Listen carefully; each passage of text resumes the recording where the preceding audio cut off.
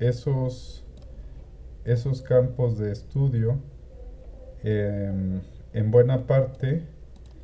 quedan definidos bajo la estructura de lo que fue el conocimiento del famoso rabino Akiva, eh, también conocido como Rabbi Akiva Ben Yosef. Entonces, el día de hoy vamos a continuar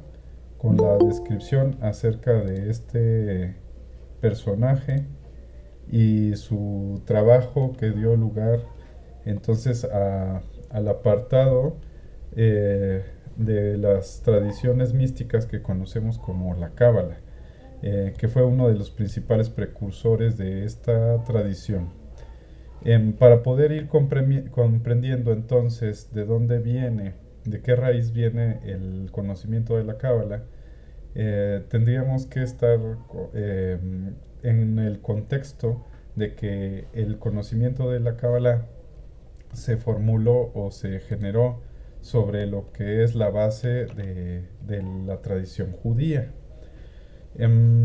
Esto a lo mejor para ustedes no les parece raro, parece a lo mejor algo común,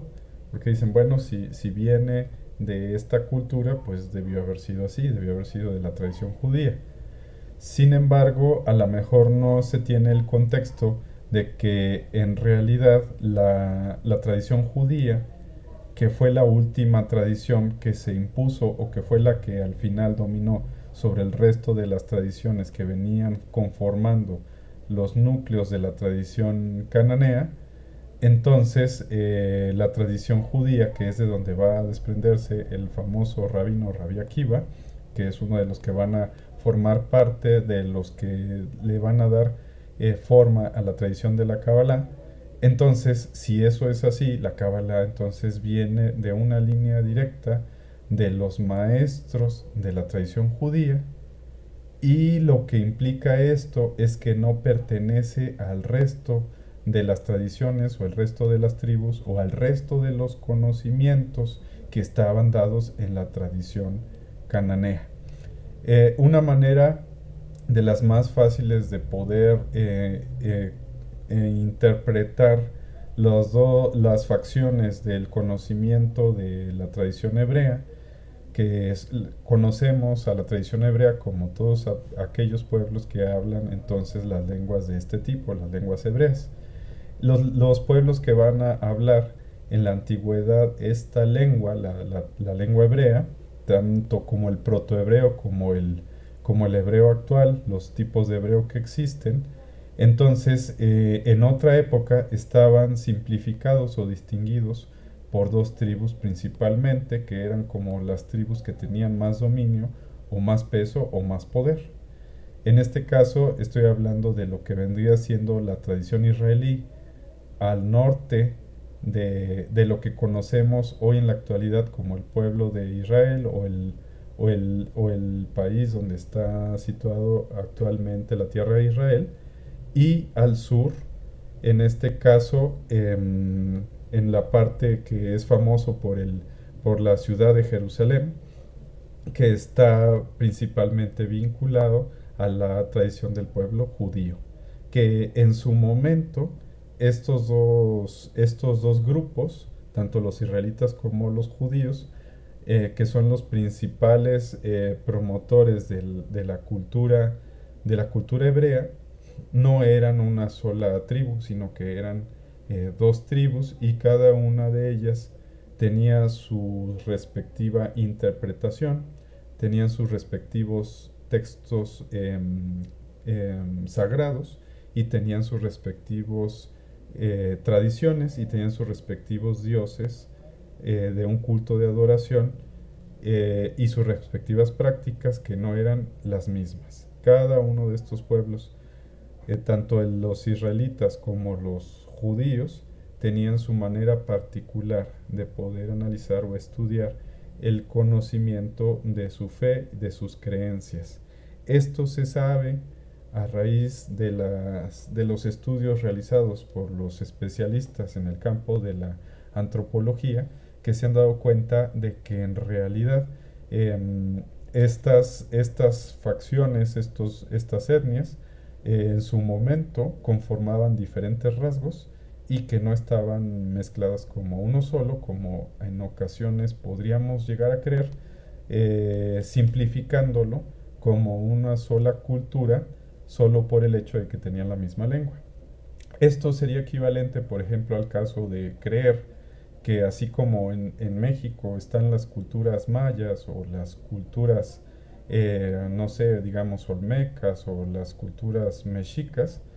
que solo por estar en lo que es el país de México, por el haberse dado todas ellas aquí, pues es como creer que todas ellas fueran lo mismo, sabiendo que pertenecieron a épocas diferentes, que pertenecieron a lugares diferentes y que tenían tradiciones totalmente distintas. Lo único que los unía era pues el lugar donde se iban desenvolviendo y que compartían y transferían información de tipo como sus calendarios, sus prácticas de sus dioses, su alimentación, etcétera. Sin embargo, el generalizarlos como un solo tipo de pueblo y verlos solamente como un grupo, homologarlos como un solo grupo, les quita todos los detalles que estos grupos por sí mismos desarrollaban por sí y que los volvían especiales y diferentes entre ellos. Esta forma de pensar en estos grupos de esta manera se vino a dar a raíz de que solamente se diera la enseñanza de lo que es la escritura de los textos sagrados como, como el pueblo que trajo este conocimiento y se generalizó todo lo que sucedió en esa tierra como si fuera un solo núcleo, cuando en realidad pues eso no fue así. Bueno, hasta este punto no sé si hay algún comentario, alguna pregunta. Desde el contexto histórico, Memo, esto se originó uno por los conflictos internos que había entre los mismos israelitas, diferentes ideas, diferentes opiniones, y luego también vino esta parte de la contribución de cuando estuvieron en cautiverio por mucho tiempo, muchas de las culturas de los cautivadores las adoptaron también, pero hubo un remanente que no adoptaba esas culturas y hoy en día, si no me equivoco, son los judíos ultraortodoxos, ¿no? Que siguen manteniendo digamos, un linaje de conocimiento del que viene desde la antigüedad. Claro, esa parte es muy importante. Entonces, estos grupos, que fueron los del grupo del norte, que como mencionábamos era el pueblo israelí, que venía principalmente distinguido por el linaje de David, por el rey Saúl, el linaje de David y el rey Salomón, que son los principales personajes a través de la tradición de los israelitas. Vamos a recoger un mito que viene en el Génesis sobre lo que son los israelitas, que viene a partir del personaje de Jacob cuando es renombrado por el ángel que le cambia su nombre y le cambia el nombre a Israel. A partir de esta homologación en este texto, se interpreta que en realidad todas esas tribus venían del mismo lugar y que todos eran exactamente lo mismo. Los hijos de Jacob, como dice este mito, entonces ellos fueron los creadores de las 12 tribus, lo cual de nuevo es una cuestión de tipo interpretativo porque ese número es un número místico. El número 12 tiene que ver con una cuestión de tipo astrológica muy fuerte y que está arraigada con el imperio babilonio, que es lo que estaba mencionando Nehemías hace un momento. Cuando ellos estuvieron durante el exilio babilónico, adoptaron muchas tradiciones de ellos, entre ellos la astrología. Entonces, esto de las 12 tribus es un elemento más de las cuestiones astrológicas de las que fueron impregnados posterior a lo que fue el exilio o la destrucción del primer templo. El templo que fue, según el mito, fue construido por el rey Salomón. No sabemos si fue así o no, no por eso al citarlo como mito me refiero a que es como bien escrito en el texto sagrado, pero no me refiero a que esto haya sido tal cual. El punto es que este templo fue construido en las épocas pasadas en las que el pueblo israelita estaba dominando. Durante ese tiempo, los judíos, que también tenían una gran predominancia y que también tenían una fuerza importante y interesante,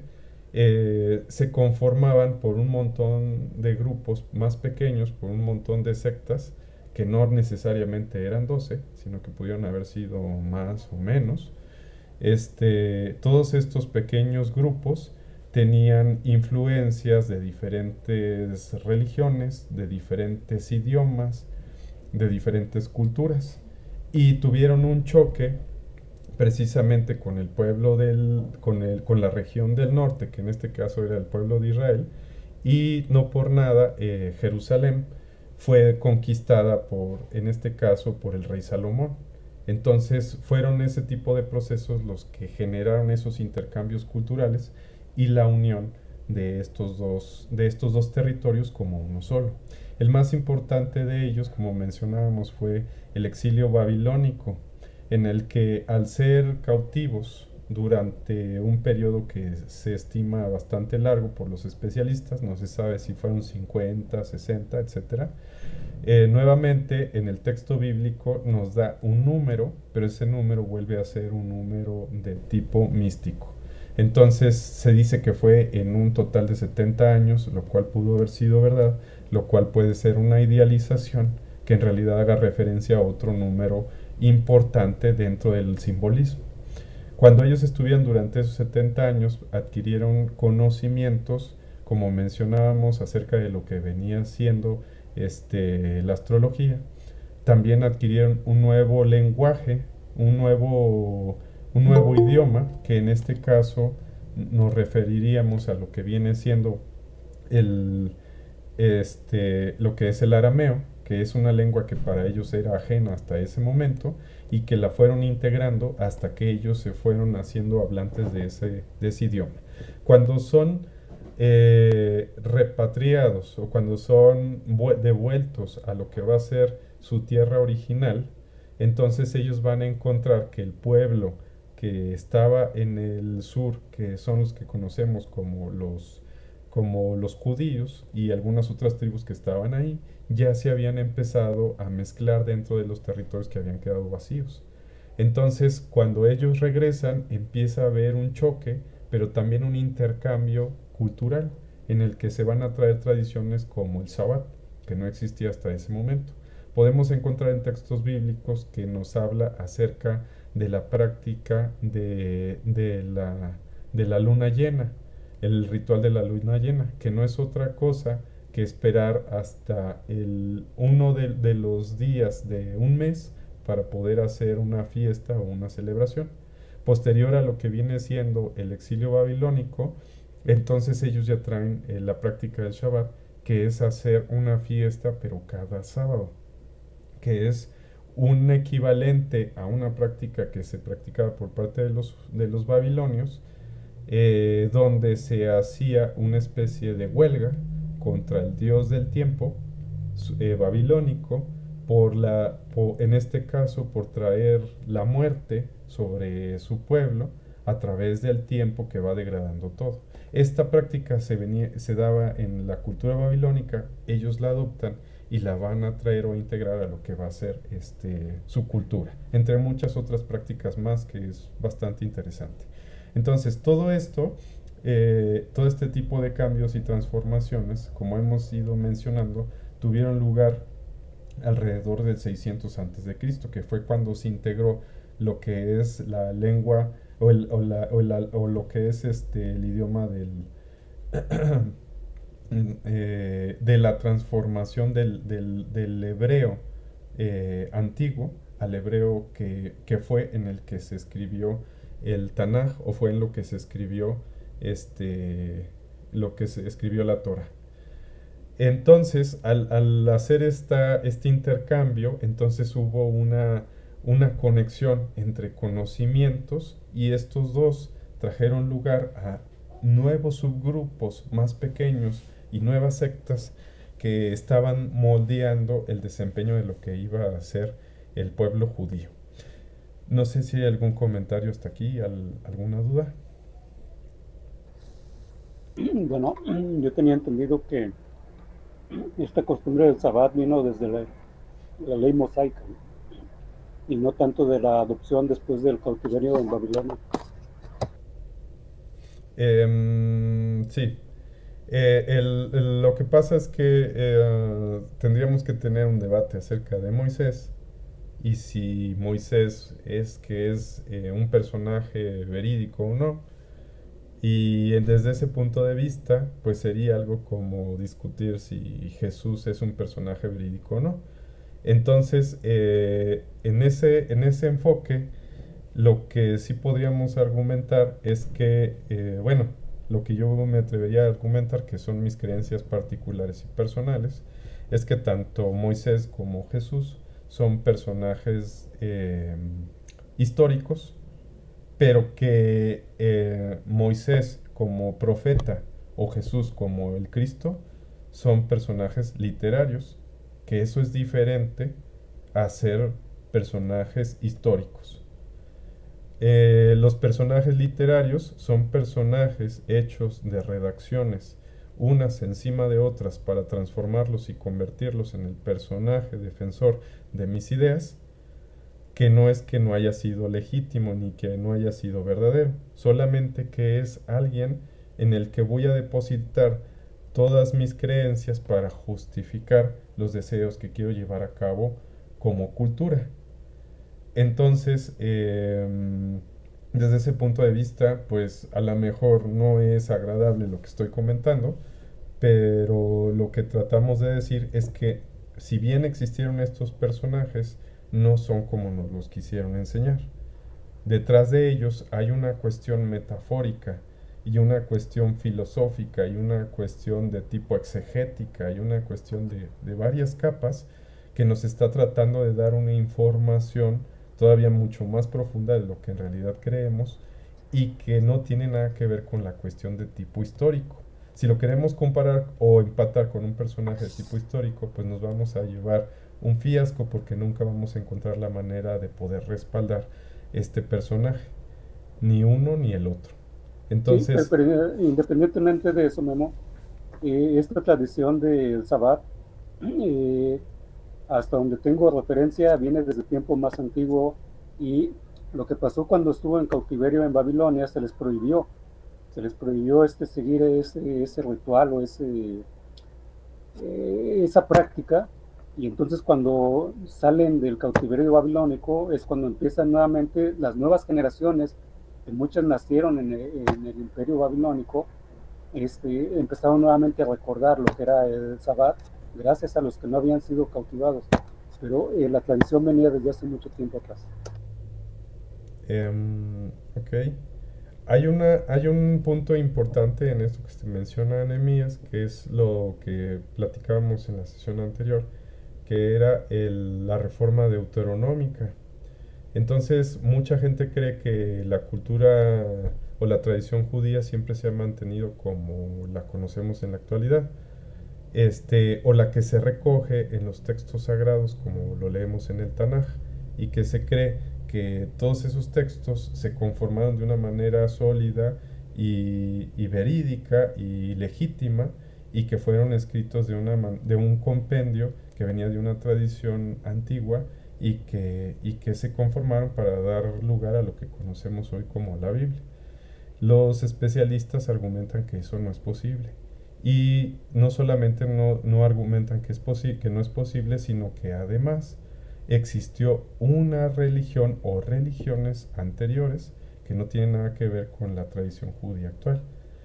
Estas tradiciones o tradiciones eran en realidad mezclas de culturas y mezclas de tradiciones conformadas por los diferentes pueblos cananeos, que no estoy hablando de los hebreos. Los hebreos son aquella cultura ya impregnada por una misma lengua en común, pero en ese momento todavía no tenían una misma lengua en común. Lo que eran solamente eran pueblos semíticos, que tenían diferentes tipos de manera de escritura semita. Entre ellos los judíos tenían el tipo de escritura que venía o estaba relacionado con el pueblo fenicio, que vino a impregnar hasta lo que vino siendo el pueblo de Israel. Estos pueblos entonces tenían múltiples dioses, tenían prácticas religiosas como los sacrificios aquí en México, tal cual, así como ahora se sabe que en los pueblos prehispánicos habían sacrificios de seres humanos, pues en esas tribus también se realizaban prácticas de sacrificios humanas, y que posterior a la reforma deuteronómica se prohibieron algunas cosas como lo que fue el sacrificio de seres humanos. Se reinstaló, como dice Nehemías, la práctica de lo que viene siendo el Shabbat por unos manuscritos que fueron encontrados. Se cree que por el rey Josías, que fue uno de los que trajo esta reforma deuteronómica hacia lo que vino siendo el Tanaj. Es muy curioso porque según este conocimiento, el libro de Deuteronomio se perdió y quedó por ahí extraviado entre los templos, entre las prácticas que se hacían, curiosamente, y fue rescatado para ser integrado y reescribir lo que vino siendo el Tanaj. Entonces, lo que se argumenta es que existió un compendio de textos que era más reducido en la antigüedad, que solamente eran los 3 libros de Moisés, los 7 libros de los profetas mayores y los 12 libros de los profetas menores, y se acabó. Hasta que cuando procede a la reforma deuteronómica son incluidos el texto del Génesis, el libro de Deuteronomio y el resto de libros que se añadieron dentro de lo que vino siendo para conformar lo que conocemos ahora como es el Antiguo Testamento o el Tanaj. Entre ellos Reyes, Macabeos y un montón de otros textos, Cantar de los Cantares, Salmos, todos esos fueron integrados en una época posterior, que en este caso fue alrededor del 600 antes de Cristo.